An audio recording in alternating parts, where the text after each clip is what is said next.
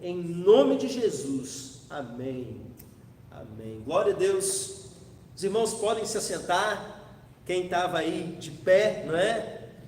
E eu quero convidar os irmãos a abrirem as suas Bíblias no livro de Apocalipse.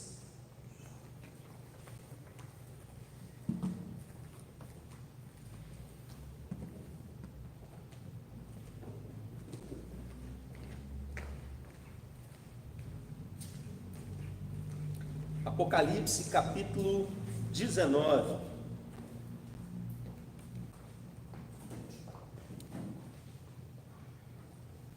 Amém? Vamos orar. Antes mesmo da gente começar, você que crê que Deus é poderoso para falar algo de muito relevante com você nessa noite, você que crê que o Espírito Santo fala por meio das suas igrejas, ore nesse momento para que nada, absolutamente nada, venha atrapalhar esse fluir, esse falar do Espírito sobre cada um de nós. Estenda suas mãos na minha direção, libera uma palavra de fé nesse momento. Quero orar pelo teu povo, Pai, por cada família que se encontra agora reunida diante do Senhor, para cultuar o teu nome, meu Pai. Eu te peço por aqueles que estão tendo dificuldade agora para se concentrar, Pai, que as crianças não sejam motivo de tristeza, mas de alegria, que eles possam celebrar os filhos nesse momento, que o Senhor dê paciência para os pais, e que, meu Deus, que todos eles consigam entender e praticar o que o Senhor requer de nós, a partir da palavra dessa noite. Usa a minha vida, o Senhor sabe as minhas limitações, as minhas fraquezas. Tem misericórdia, Pai. Eu venho aqui na Tua força, meu Deus. Eu venho aqui confiando que o Senhor é poderoso para usar até uma pessoa como eu. Por isso, meu Deus, fala que os Teus servos estão ouvindo. Em nome de Jesus. Amém. Irmãos, nós estamos vindo de uma sequência de mensagens que tratam desse contexto diferente que nós estamos passando como igreja, não só como igreja, mas como planeta. E uma das mensagens eu deixei para ler o texto no final. O texto não seria ponto de partida, mas foi ponto de chegada. Todas as mensagens estão ficando lá no YouTube. É interessante você que está chegando para a nossa igreja agora e pesquisando as últimas, para você se contextualizar um pouco do que o Espírito Santo já tem dito. E essa mensagem de hoje, a gente vai fazer um pouquinho diferente. Eu não vou ler o texto todo de início. Eu vou explicar algo para os irmãos como um preâmbulo daquilo que nós vamos aprender. E eu vou lendo pedacinho por pedacinho, versículo por versículo. E a gente vai mastigando a palavra devagarzinho e nos nutrindo dela. Amém? Antes da gente ler o primeiro versículo aqui de Apocalipse 19, eu quero reforçar com os irmãos algumas coisas que nós já temos dito a respeito desse período de provação que o mundo está enfrentando. Muitas pessoas se questionam nesse tempo se nós chegamos ao fim do mundo, ou como algumas traduções da Bíblia vão dizer, a consumação do século. Na verdade quer dizer a mesma coisa, é tudo uma questão de tradução. Irmãos, o que nós entendemos pela palavra é que nós temos ainda muita coisa por acontecer. Quando a gente olha para a Bíblia e vê sobre o momento da vinda de Jesus e os acontecimentos que precedem, pestes desse tipo fazem parte do pacote, mas ainda existem alguns eventos importantes por acontecer. O que nós podemos dizer é: nós precisamos viver como se Jesus fosse voltar hoje. Esse é o desafio que o Novo Testamento traz para nós. Nós não podemos de forma alguma prever e marcar data para a vinda de Jesus, mas nós podemos ler os tempos e as estações e saber que estamos cada vez mais próximos e que sim, a história está andando.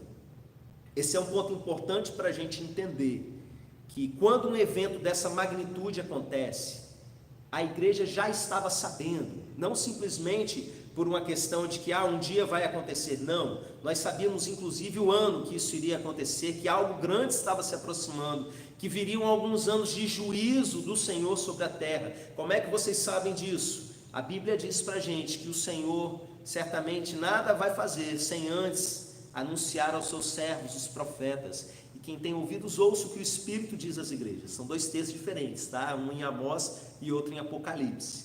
Mas entenda, nós já estávamos discernindo que desde o ano passado para esse, as coisas iriam começar a se tornar mais difíceis. Então sim, nós temos que aprender a conviver nesses tempos. Nós somos a igreja do Apocalipse, não somos a igreja do livro de Atos. Nós podemos aprender muitas coisas com ela, mas nós somos a igreja do Apocalipse. Nós precisamos olhar para o livro de Apocalipse e entender algumas coisas dessa travessia que nós estamos vivendo. Uma coisa importante, antes mesmo da gente entrar no texto, que eu preciso trazer à memória é: se tudo isso é o controle de Deus, se tudo isso é inclusive juízo de Deus sobre o mundo, então só irão acontecer mortes ou pessoas se encontrando enfermas com pessoas que não pertencem a Cristo? Não, meus irmãos. Até quando você olha para aquelas pragas específicas ali do livro de Apocalipse, aqueles flagelos, existem alguns deles que estão reservados ali. Por exemplo, aqueles gafanhotos sinistros liderados pelo anjo do abismo, que são só para quem adorou a besta e não para aqueles que são selados por Jesus. Existem alguns casos que são assim, mas existem outros casos que não tem como tocar na terra e todos nós de alguma forma não sermos abalados. Então, o entendimento que nós temos pela própria Bíblia é que nós passamos juntos por essas provas, sim.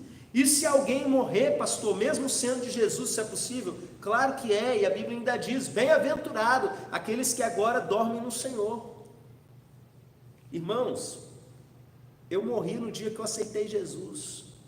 O que eu estou vivendo aqui é só aquilo que Deus determinou que eu vivesse. Da mesma forma, você que um dia decidiu morrer para o mundo, você já morreu para o mundo. Então descansa, relaxa, fique em paz. E vamos aprender a ser igreja. Deus nos deixou aqui nesse tempo por uma razão, e nós vamos viver isso até as últimas consequências, até o dia que Ele virar e falar assim: vou tirar esse meu servo daqui. Ou quem sabe, se a gente tiver o privilégio, dele vir sobre as nuvens e todo olho verá o que a palavra diz. Quem sabe a gente não vai presenciar esse momento. Amém? Tendo dito essas coisas, vamos ao primeiro versículo. Você sabe o motivo da mensagem dessa noite? Deus quer que a igreja dele, a igreja do Apocalipse, aprenda a adorar em meio a essas coisas dos últimos tempos. A mensagem dessa noite é uma mensagem sobre adoração. Quem ama adorar ao Senhor? Eu gosto demais de adorar a Deus porque eu amo aquele a quem eu adoro. E a mensagem é sobre isso. Então vamos lá. Depois dessas coisas, ouvi no céu uma como grande voz de numerosa multidão dizendo: Aleluia! A salvação e a glória e o poder são do nosso Deus. Vamos parar um pouquinho por aqui. Como eu disse, a gente pega versículo por versículo e mastiga, engole, e assim a gente avança. Depois dessas coisas, que coisas são essas? Nós estamos no capítulo 19, algo muito importante acabou de acontecer no capítulo 18. E o que foi isso? Uma coisa chamada queda da grande Babilônia. A Babilônia é representada por uma figura profética de uma mulher, normalmente uma mulher em todos os textos proféticos, não só em Apocalipse, representa um povo, uma nação, e no caso aqui da Babilônia, uma cidade. Mas lendo a descrição do que acontecia na Babilônia, a gente percebe que não era meramente uma cidade, mas sim uma grande civilização, porque as nações do mundo inteiro, olha aí a globalização sendo mostrada, tinha negócios direto com esse povo, com essa civilização. E o que acontece? Por uma questão de juízo de Deus, 10 reinos que negociavam com ela, juntamente com a besta, que é uma figura que já tinha aparecido na história do Apocalipse. Eles odeiam essa civilização, essa cidade, e eles atacam e a destroem. É bom a gente entender isso porque, irmãos, foi algo que aconteceu, que o texto deixa claro para a gente, que foi a besta e esses 10 reinos que se voltaram contra a cidade da Babilônia. Mas por trás disso estava a mão de Deus. Porque às vezes as pessoas olham, não é Deus não, é um vírus. Irmãos, Deus usava no Antigo Testamento exércitos para punir o seu próprio povo. Gente que depois seria punida porque era ímpia e estava praticando coisas terríveis, mas Deus permitia isso, porque Ele está acima de todas essas coisas. Então até o diabo, mesmo sem querer, ele acaba servindo aos propósitos de Deus, porque o Senhor está no governo de todas as coisas.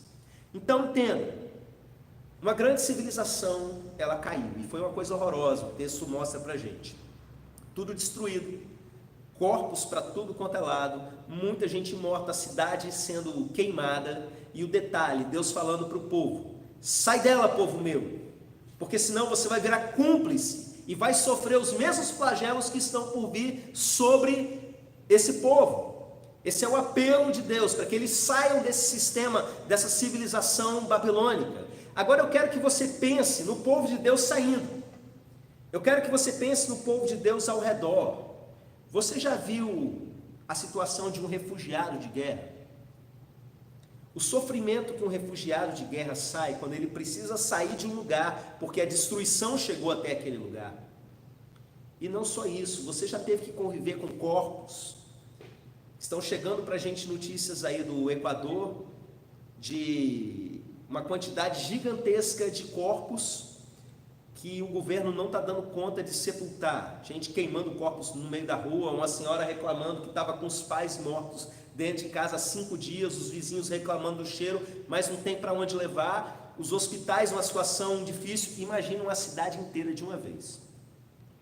Ou como eu disse, não simplesmente uma cidade, mas uma civilização inteira sendo queimada dessa forma. Eu quero que você imagine o povo de Deus na terra. E agora eu quero que você pense no povo de Deus no céu. Depois dessas coisas, ou seja, tinha acabado de acontecer, ouvi no céu uma como grande voz de numerosa multidão dizendo: aleluia! A salvação e a glória e o poder são do nosso Deus. Irmãos, daqui para frente o texto vai ser um texto de adoração. Essa grande multidão no céu que a gente já viu no decorrer do livro, que é formado por anjos, pelos seres viventes, pelos 24 anciãos e por aqueles que pertencem ao Senhor, que já partiram dessa terra, eles entram na adoração mais intensa da Bíblia até agora, diante de uma situação horrorosa como essa. Como é que consegue adorar desse jeito? Como é que a gente consegue adorar diante de uma situação de calamidade total?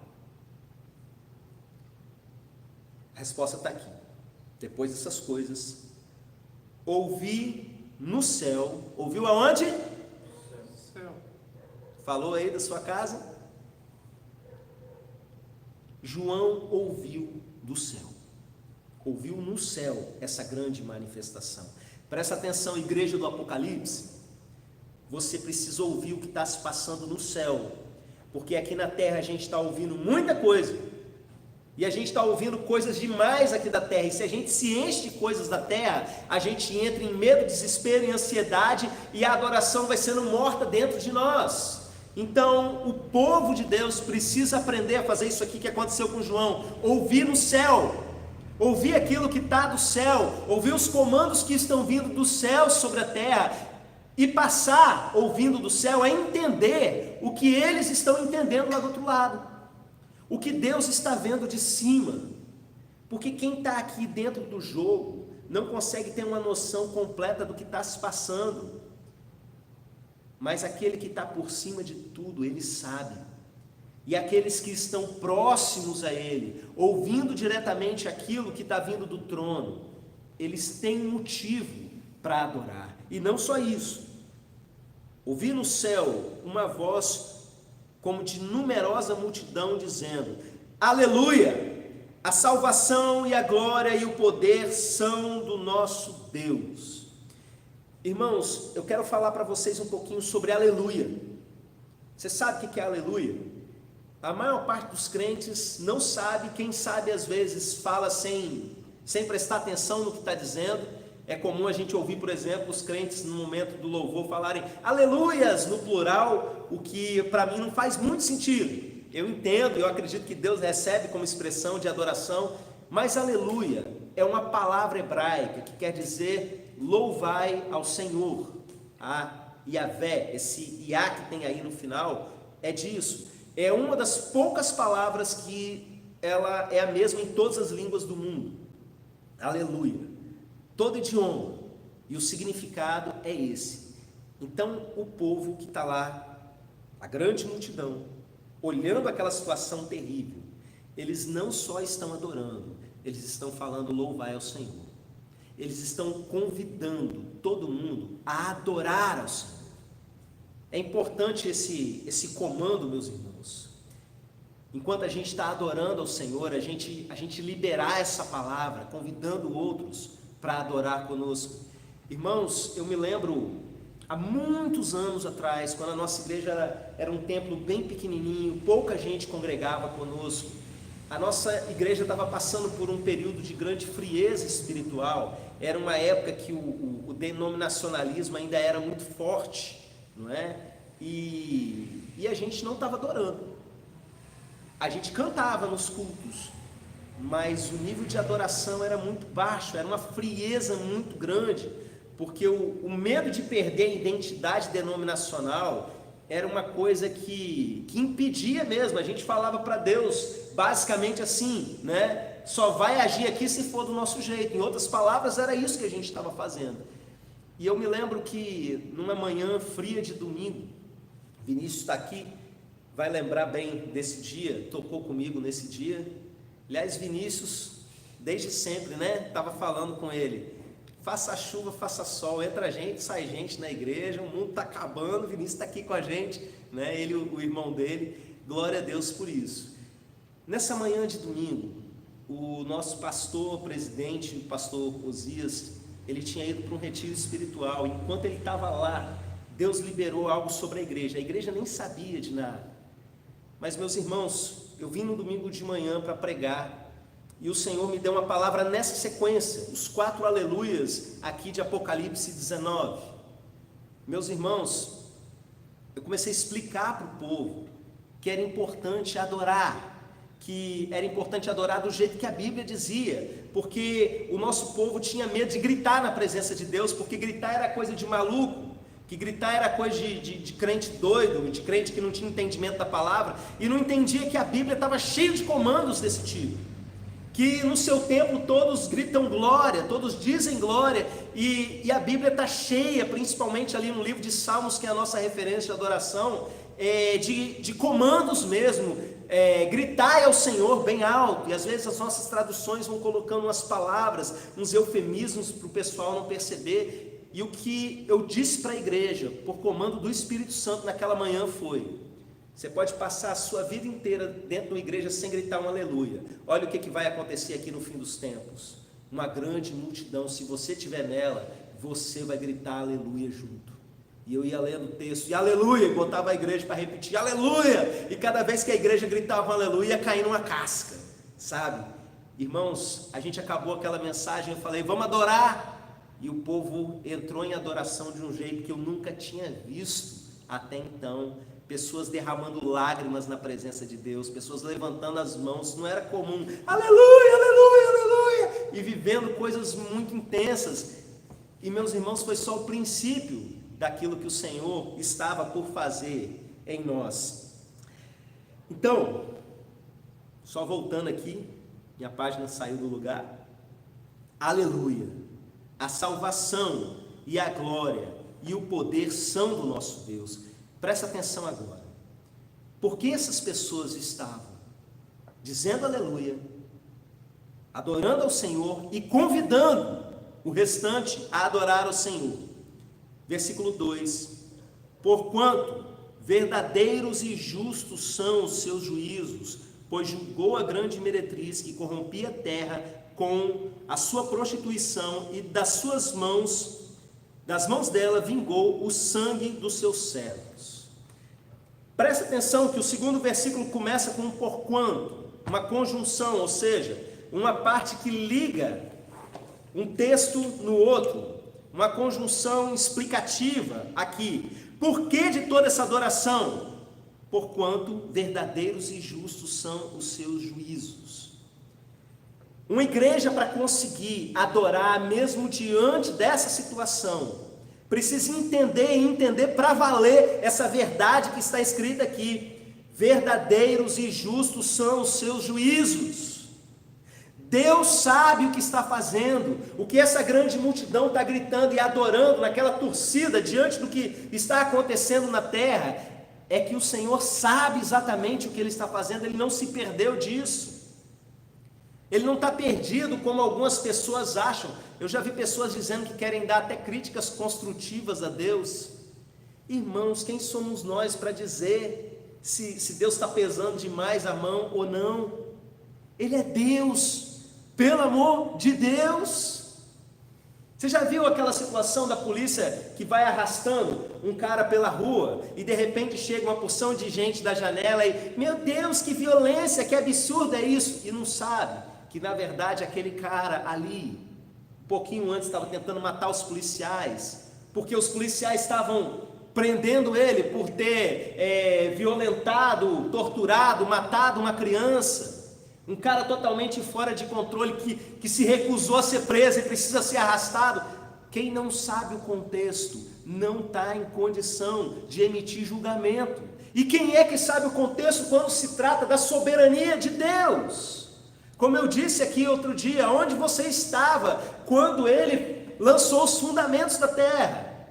Citando o livro de Jó, né? Onde você estava quando Ele criou um monstro marinho? E a gente nem sabe que existe monstro marinho. Então entenda, justos e verdadeiros são os seus juízos. E ponto final. Não tem o que questionar com relação a isso. A gente precisa, vem o outro aleluia, vai clarear um pouco mais isso para a gente. Olha só, segunda vez, o segundo aleluia, disseram, aleluia, e a sua fumaça sobe pelos séculos dos séculos. Você sabe o que é isso? Todos esses seres, essa grande multidão, toda a família de Deus reunida, olhando para uma civilização queimando, a fumaça subindo, e eles estão curtindo aquilo que eles estão vendo. Eles estão gritando aleluia e dizendo, e a sua fumaça sobe pelos séculos dos séculos. Você já parou para ver a demolição de alguma coisa? Você já viu na televisão quando vão derrubar um edifício, vão implodir, e fica aquela multidão de longe, aê! É tipo isso, meus irmãos. É eles assim, pega fogo, Babilônia, deixa queimar, torcendo mesmo, achando bonito, a fumaça que sobe pelos séculos dos séculos, ecoando aqui uma profecia lá de Isaías, tratando justamente sobre a fúria de Deus sobre as nações, exatamente o mesmo período histórico, a profecia abraçando aqui. Irmãos, a fumaça que sobe pelos séculos dos séculos, ou seja, o juízo eterno, é definitivo aquilo que Deus está fazendo, a beleza no que Deus está fazendo. Na segunda-feira, o Senhor me despertou para que a gente ensine essa geração a amar a volta dEle. Nós tivemos a nossa noite da força e a palavra que o Senhor nos trouxe na noite de segunda-feira foi: assim como Paulo estava dizendo que ama a vinda de Jesus, ensinando isso para Timóteo, o seu discípulo, nós precisamos ensinar a nossa geração a amar a vinda de Jesus, a beleza na vinda de Jesus, meus irmãos, a beleza em ver a história se desenrolando. É terrível, é assustador muitas vezes, mas a gente tem que olhar e contemplar que justos e verdadeiros são os seus juízos. Irmãos, a gente não pode se identificar com o povo que é alvo do juízo de Deus. Existem dois tipos de pessoas na terra, aqueles que são salvos e aqueles que não são. E muitas vezes a gente quer se parecer com os que são salvos, mas na verdade a gente se comporta como aqueles que não são. Quem é você nesse final de história? Não adianta você chegar e se convencer intelectualmente que você tem um tipo de coração, se na verdade você está muito mais identificado com o lado de lá. Nós precisamos entender quem nós somos, ouvindo realmente aquilo que vem do céu, que fala a respeito daquilo que nós somos. Passamos, meus irmãos, os últimos anos orando ao Senhor, para que nós fôssemos a igreja dos seus sonhos, e o Senhor ia nos trazendo mensagens a respeito do que era a igreja dos seus sonhos, e a gente descobriu, meus irmãos, que não tinha tanto a ver com o que a gente fazia, mas com aquilo que a gente era, porque aquilo que nós éramos refletia nas nossas obras, naquilo que nós fazíamos. Quem é você? E de que lado você está? O seu coração hoje é capaz de olhar e gritar aleluia diante do desenrolar da história, diante do juízo de Deus que se aproxima? Os 24 anciãos, versículo 4, e os 4 seres viventes prostraram-se e adoraram a Deus que se acha sentado no trono, dizendo: amém, aleluia. Agora presta atenção, porque esse aleluia desperta outra coisa.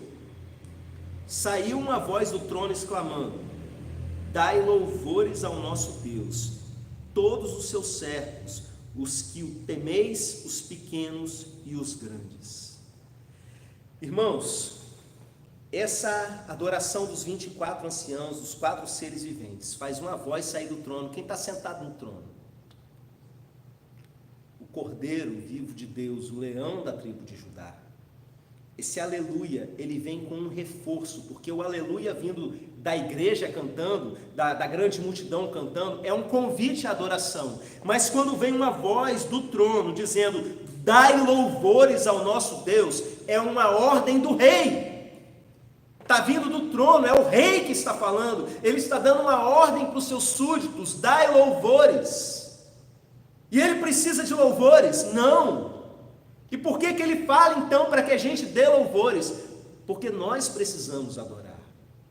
Irmãos, a adoração é uma necessidade do ser humano.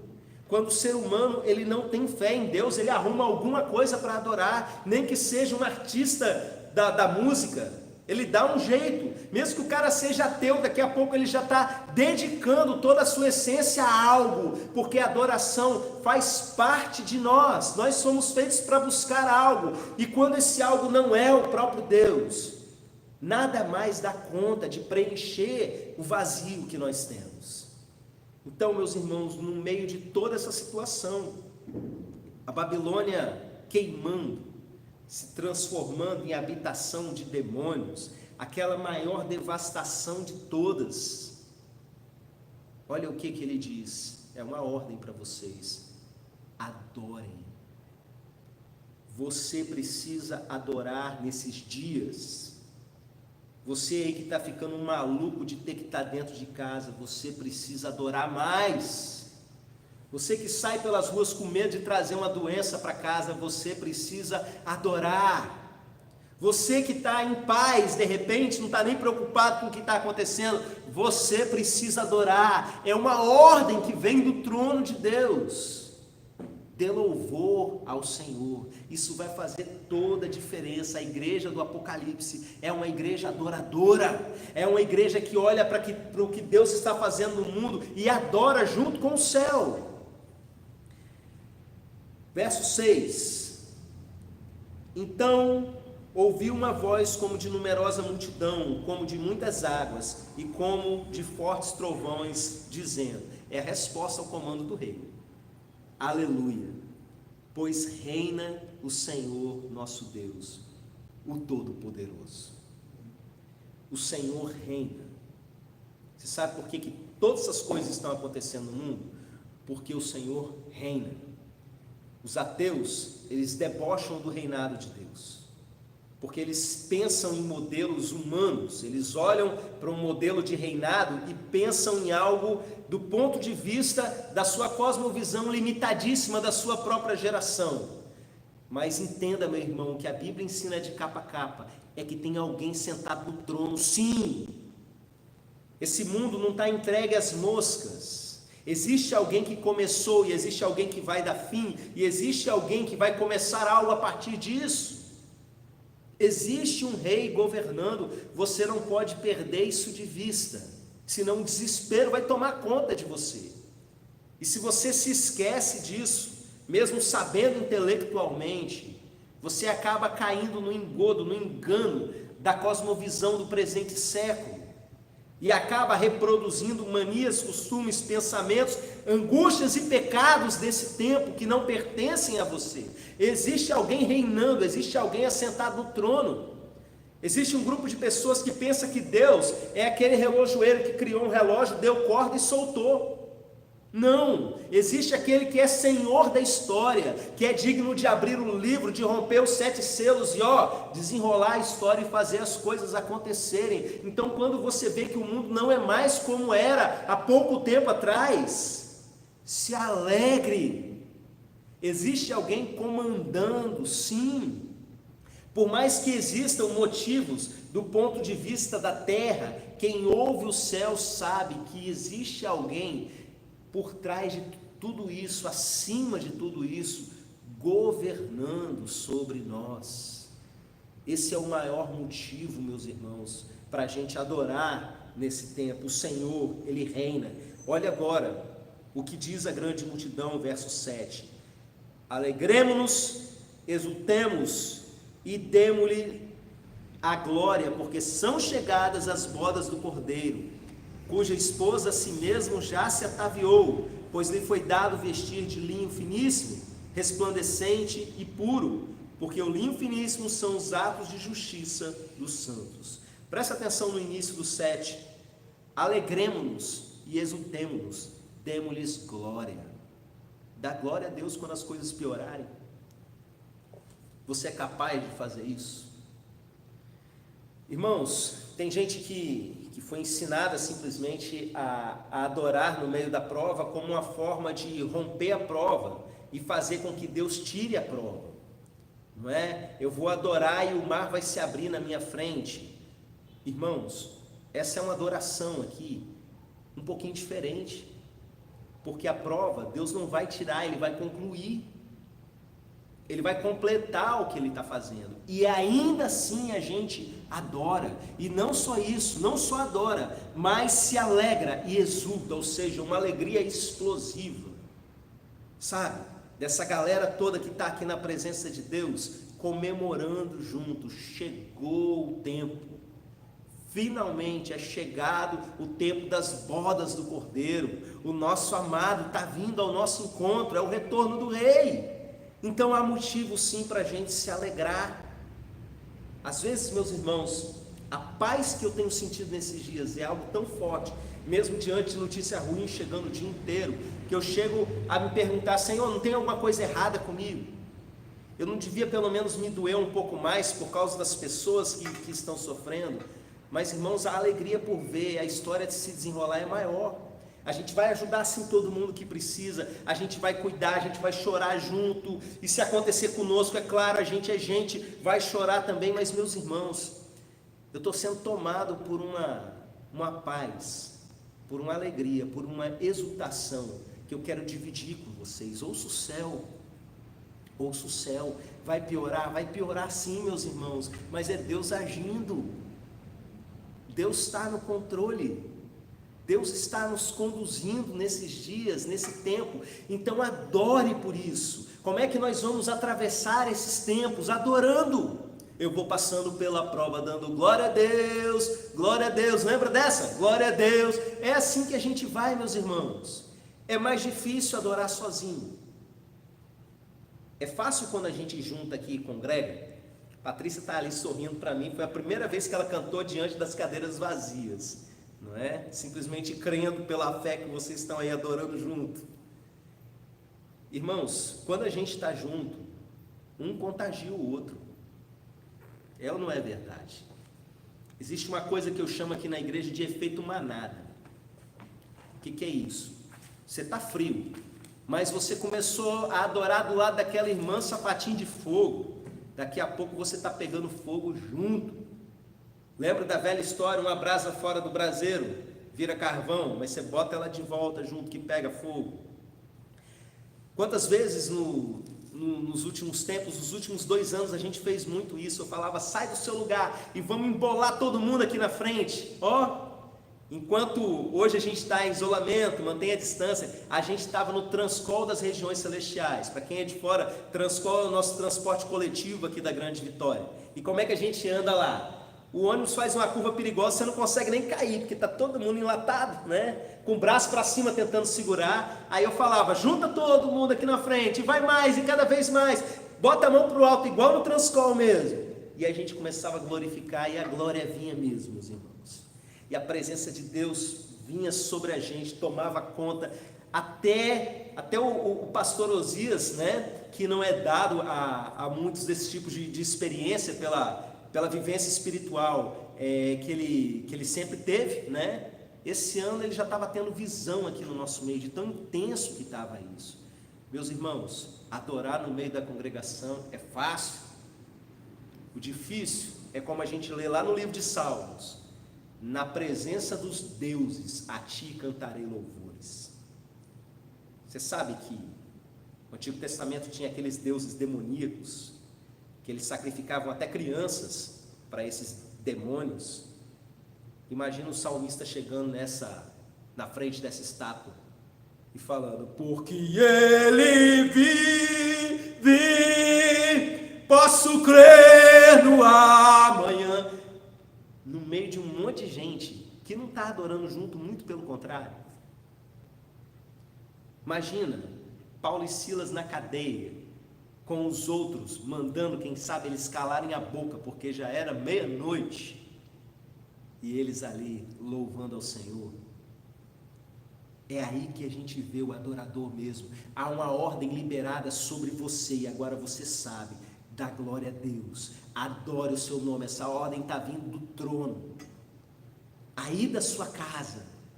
Às vezes você pode estar até sozinho, não tem os irmãos para fazer coro com você, para levar aquele que está mais fraco. É hora de todo mundo adorar, e adorar para valer.